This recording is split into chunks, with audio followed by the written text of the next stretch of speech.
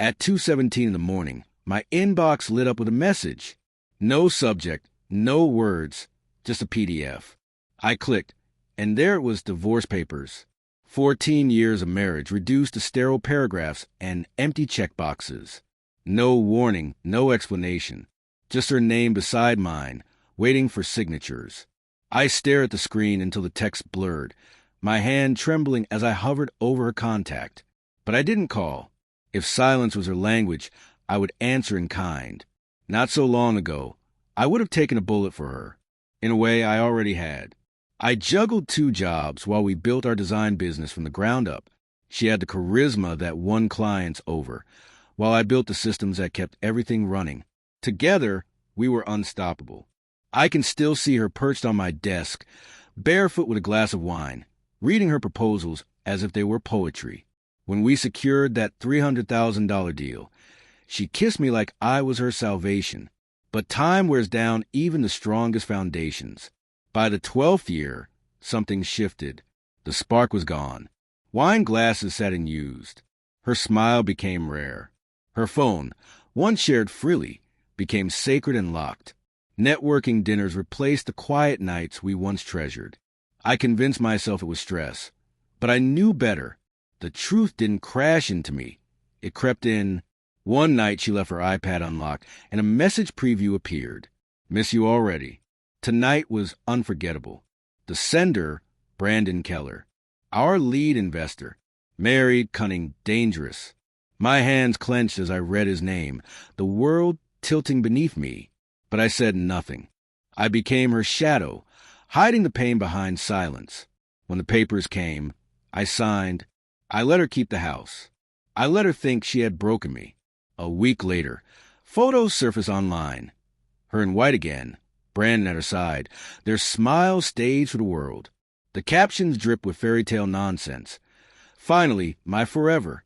But while they toasted their new beginning, I was preparing something else.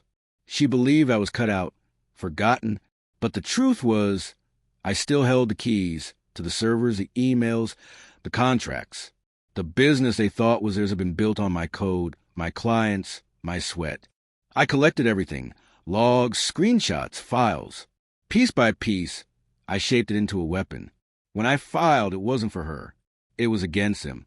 Fraud, theft, breach of fiduciary duty.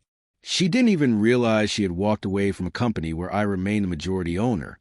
Brandon, too blinded by arrogance, never read the operating agreement. He was too busy playing house with my life's work. The courtroom stripped him bare. She arrived in white again, as if it could rewrite history. Brandon sat beside her, rigid, perspiration beading on his forehead. My lawyer laid out everything. Stolen code, forged contracts, siphoned funds. Then came the recording. Brandon's own voice explaining how to wash money through shell companies. His face turned the color of ash. By the end, everything they had built together crumbled. Investors pulled out. The company collapsed. Their reputations were in tatters. She had tied herself to him. And when he drowned, she sank too. I walked away with full control of the studio, a settlement in the millions, and something far sharper than revenge, silence. The media feasted on the story. Power couple exposed. Stolen empire destroyed. A week later, I ran into her at the grocery store. She froze. Her voice cracked as she whispered, "You ruined him." I looked her in the eye and answered, "No, you ruined yourselves." Then I left her standing there. A month later, I saw Brandon's face again, this time on a dating app advertisement. Unemployed, divorced twice, hunting for a fresh start. The man who once seemed untouchable had become a cautionary tale. And me? I rebuilt quietly, methodically. People sometimes ask if I miss her. I don't. What I mourn is the version of myself that believed love was safe. Now, I put my faith in leverage patience and silence, the kind that cuts deeper than screams ever could. When someone drives a knife into your back, you don't howl. You turn slowly, with proof in hand, and press until the blade finishes what they began. Would you like me to also make this shorter and punchier, so it feels more like a viral Reddit-style revenge story?